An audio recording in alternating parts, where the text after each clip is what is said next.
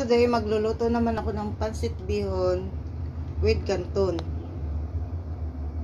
Sasawgan natin ng puso ng baboy. Palalambutin muna natin ito sa luya at dahon ng laurel. Palambutin ko muna sa dahon ng laurel at luya.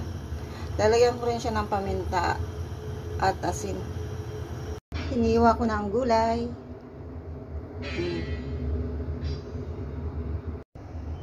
Ngayon naman, hiwain natin ang puso ng baboy. Gisa muna natin sa bawang sibuyas at sili ang puso ng baboy.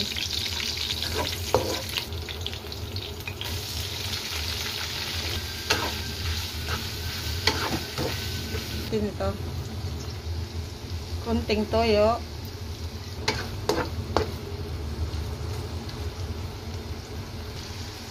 Suka. Haluin. After 1 minute, i-set aside muna natin. Ating itapon ang mantika, igigisa naman natin ang gulay. Gisa natin ang gulay.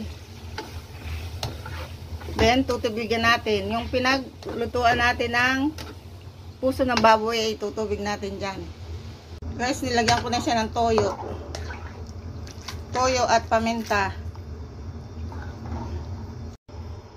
Pakuluin muna natin ang tubig. Guys, nilagay ko na yung bihon. Bago ko nilagay yung bihon, binabad ko muna siya sa water ng 5 minutes. Then, isinunod ko yung pansit canton. Haluin natin maigi para magpantay yung lasa niya. Guys, wag natin tigilan ng paghalo hanggang sa maluto siya. Ayan, luto na siya. Pwede na natin ilagay yung sahog niya. Puso ng baboy.